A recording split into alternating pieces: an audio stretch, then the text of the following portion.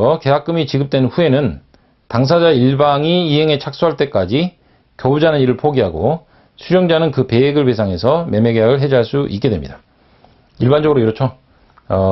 계약금 포기, 그리고 상대방이 해지하려면 내가 배액을 배상, 이 정도의 구속력을 준 거예요. 그러니까 해약금으로서. 그리고 부동산 매매계약에서 계약금을 지불한 경우에 중도금까지 지급됐다. 그러면 이 계약금에 의한 해제가 약정해제라고 그러거든요. 이런 약정해제는 할 수 없어요. 계약의 이행 상태가 계약금 포기하는 것만으로 계약을 해제할 수는 없고 특별한 이제 채무불이행에 따른 해제 이런 걸로 가야겠죠. 그리고 계약이 해제되면 손해배상 의무가 별도로 발생하지 않는다는 거예요. 아까 그 계약금 포기하는 걸로 가름하겠다 이런 취지죠. 그러면 OX 문제 보면 계약금 지급에 관하여 명시하지 않은 매매계약은 성립하지 않는다? 성립 요건은 아니라 그랬어요.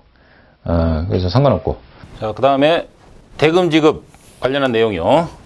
첫 번째는 뭡니까? 매매 당사자 일방에 대한 의무이행의 기한이 있는 때 상대방의 의무이행에 대해서도 동일기한이 있는 것으로 추정한다. 동일기한의 추정. 양 당사자를, 이게 쌍무계약의 내용이잖아요. 매매계약이라는 게. 그러면은 이게 공평하게 해주겠다는 그런 취지에서 읽어보시면 돼요.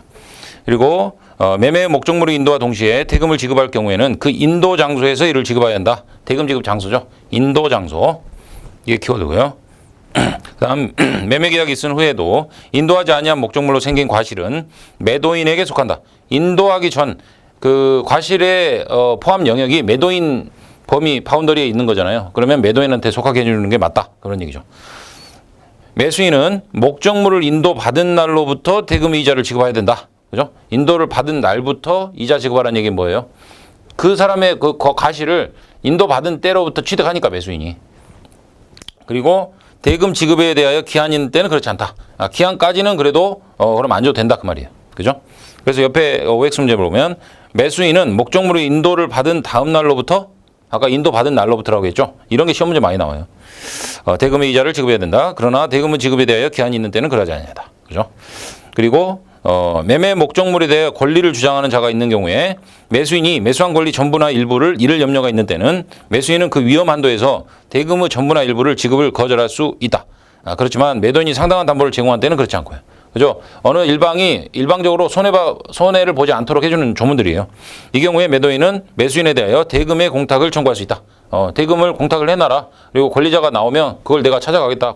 정당한 권리자가 생기면 그 사람이 찾아가도록 하겠다. 이런 취지입니다. 환매 부분을 보면 매매계약을 하면서 동시에 어떤 경우에는 매도인이 매매 목적물을 되사기로 하는 특별한 약정. 이게 환매죠. 돌아올 환자. 그래서 환매라고 하는데 매매계약과 동시에 체결하면 환매고요. 매매계약 이후에 체결하면 재매매 예약이 되는 거죠. 이때 환매권의 행사기간은 부동산은 5년, 동산은 3년을 넘지 못하고 만약 당사자 약정으로 기간을 정할 때도 부동산은 5년, 동산은 3년을 넘지 못합니다. 또 기간 당사자 약정으로 정하면 이걸 또 연장할 수도 없게 해놨어요. 이게 이제 제척기간이죠. 제척기간은 어땠어요? 중단, 정지, 포기 뭐 이런 게 안 되는 권리관계 조속한 그 확정을 위한 제도잖아요. 취지가. 그래서 기간을 너무 늘리지 않도록 한 거고. 자, 소비대차. 소비대차도 많이 나오죠. 돈 빌려주는 거. 당사자 일방이 금전기타 대체물의 소유권을 상대방에게 이전할 것을 약정하고 상대방은 동종, 동질, 동량의 물건을 반환할 것을 약정함으로써 성립하는 계약이다. 그죠? 동종, 동질, 동량. 이게 소비대차죠. 금전기타 대체물이니까. 만약에 동종, 동질, 동량 물건이 아니고 그 물건이다. 그러면 사용대차겠죠. 그 물건을 쓰고 돌려주는 거. 사용하고. 그래서 법률적 성질은 원칙적으로 무상, 편무, 낙성, 불효식이에요. 무상이면 편무고 유상이면 쌍무계약이에요. 세트로 돌아가요. 그래서 뭐 이자 약정 뭐 이런 거를 항상 헷갈려 하시는 분들이 있는데 원래가 이자 약정을 안 하면 무이자가 원칙이에요. 여기 보세요. 무상이잖아요. 무상. 그러니까 무이자 소비대차가 원칙이니까 이자 약정 안 했는데 뭐 이자까지 청구하고 싶다 이런 분들이 있는데 그렇게는 안 되는 겁니다. 다만 이자 약정은 있는데 이자율을 안 정했다. 그러면 민법상 정해진 민법관계면은 민법상 정해진 연 5% 법정이율 있죠. 그걸 적용할 수 있겠죠. 그래서 당사자의 합의만 있으면 계약은 성립하는 거고, 아까 약정 이렇게 나오잖아요. 계약 목적물이 돈이면 이걸 금전소비대차라고 하고요. 이자의 계산 시기, 이자에 있는 소비대차는 차주가 목적물로 인도를 받은 때로부터 이자를 계산하는데요. 차주가 책임 있는 사유로 수령 지체할 때는 대주가 이행 제공한 때로부터 이자 계산해야겠죠. 그리고 이자 없는 소비대차 당사자는 목적물 인도 전에는 언제든지 계약을 해지할 수 있어요. 근데 상대방에게 손해가 발생하면 이건 배상은 해야겠죠. 그래서 OX 문제 보면 소비대차는 당사자의 일방이 상대방의 사용수익하게 하기 위하여 목적물 인도할 것을 약정하고 상대방은 이를 사용수익한 후 그 물건을 반환할 것을 약정하면 성립한다? 이런 경우는 사용대차라고 그러죠. 이건 소비대차 아니에요. 동종, 동질, 동량의 물건 반환.